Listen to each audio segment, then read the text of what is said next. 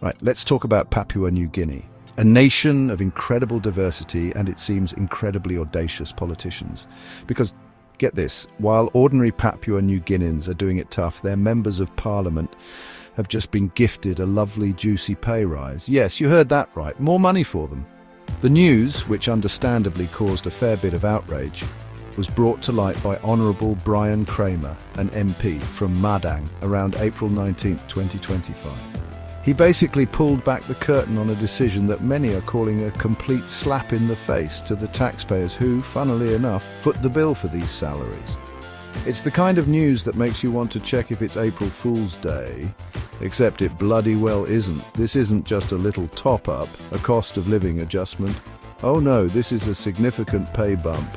And to add insult to injury, it's retroactive all the way back to 2017. Think about that.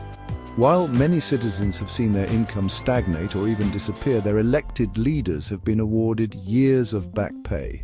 It's like finding out your landlord has been secretly charging you double rent for 5 years and now wants it all at once, except your landlord is also supposed to be fixing the roads and hospitals.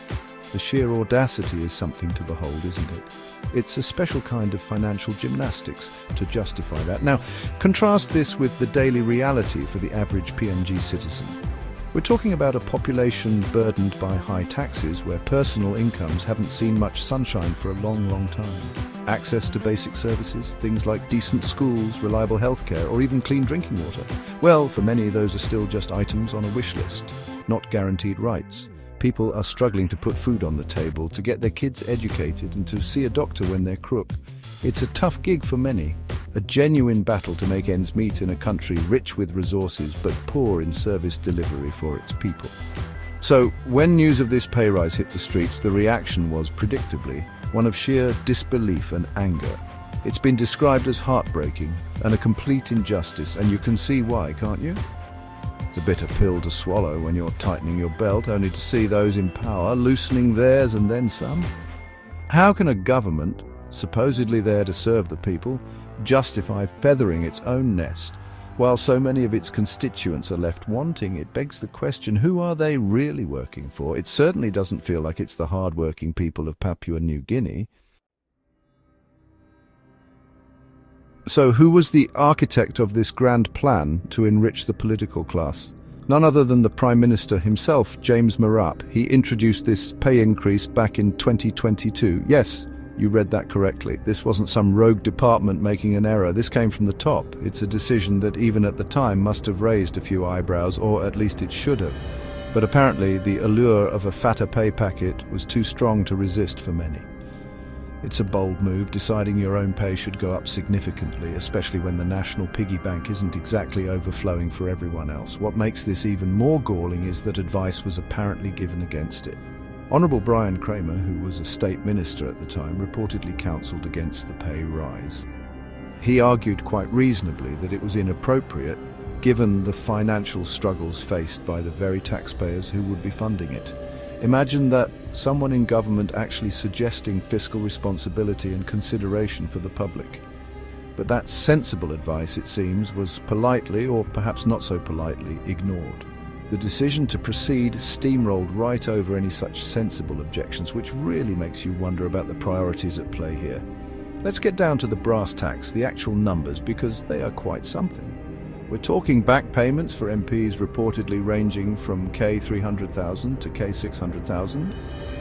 That's a massive windfall, a life-changing sum for most Papua New Guineans, handed to politicians as a bonus for, well, what exactly? Then there's the fortnightly net wages. For ordinary MPs, it jumped from around K12,000 to K16,000. For ministers, it went from K21,000 up to a whopping K28,000. These aren't small adjustments, these are significant hikes that place them in a completely different financial stratosphere to the people they represent. And if you thought that was the end of it, think again. Beyond these already generous salaries, it's reported that MPs in Papua New Guinea have access to millions of kina in other public funds. So the salary is just one part of the very comfortable financial package. It paints a picture not just of a pay rise, but of a system that seems designed to ensure those at the top are very well looked after, regardless of the economic weather experienced by the rest of the nation. It's a system that appears to prioritize political comfort over public service, and that's a deeply troubling state of affairs for any democracy. Now let's circle back to Honourable Bryan Kramer, the MP for Madang, who is currently in the opposition. He's the one who brought these eye-watering figures into the harsh light of day on April 19th, 2025. It's important to remember his stance wasn't a newfound outrage. He's been consistent. He had advised against this very pay rise back in 2022 when he was a minister in the government. So this isn't just political point scoring from the sidelines, it's a continuation of a principled stand he took even when he was part of the ruling coalition. It takes a bit of ticker to do that, to speak out against your own side. His reasoning then, as it is now, was refreshingly simple and citizen-focused. He argued that boosting MPs' tight pay was simply inappropriate, a bad look, when so many PNG taxpayers were and still are facing immense financial hardship. He was essentially saying, hey, maybe we should sort out the basics for the people before we give ourselves a raise. A novel concept for some, it appears. This perspective highlights a fundamental disconnect between the priorities of some in leadership and the lived realities of the populace. It's about understanding that public service should mean sacrifice, not self-enrichment at the public's expense. Mr. Kramer didn't stop at just revealing the pay rise. He also made some pretty serious allegations about his time in various ministerial portfolios, including police, justice, labour and immigration.